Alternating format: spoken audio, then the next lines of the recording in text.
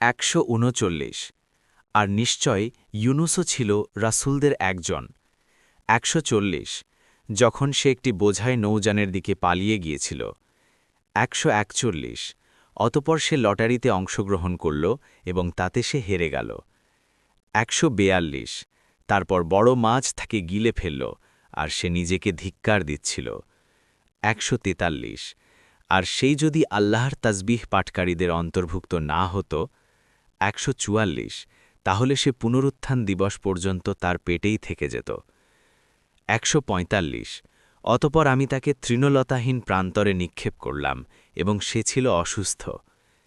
146 আর আমি একটি ইয়াকতিন গাছ তার উপর উদ্গত করলাম। 147 এবং তাকে আমি 1 লক্ষ বা তার চেয়েও বেশি লোকের কাছে পাঠালাম। 148 অতপর তারা ঈমান আনল, ফলে আমি তাদেরকে কিছুকাল পর্যন্ত উপভোগ করতে দিলাম। 149 অতএব তাদেরকে জিজ্ঞাসা করো, তোমার রবের জন্য কি কন্যা সন্তান এবং তাদের জন্য পুত্র সন্তান?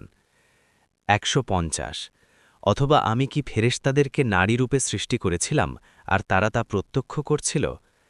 151 জেনে রাখো, তারা অবশ্যই তাদের মনগড়া কথা বলে যে 152 আল্লাহ সন্তান জন্ম দিয়েছেন, আর তারা অবশ্যই মিথ্যাবাদী।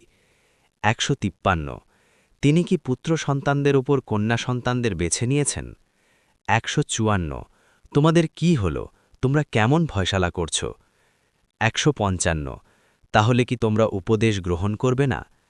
156 নাকি তোমাদের কোনো সুস্পষ্ট দলিল প্রমাণ আছে? 157 অতএব তোমরা সত্যবাদী হলে তোমাদের কিতাব নিয়ে আসো। 158 আর তারা আল্লাহ ও জিনজাতির মধ্যে একটা বংশ সম্পর্ক স্থাপত্য করেছে, অথচ জিনজাতি জানে যে নিশ্চয় তাদেরকেও উপস্থিত করা হবে।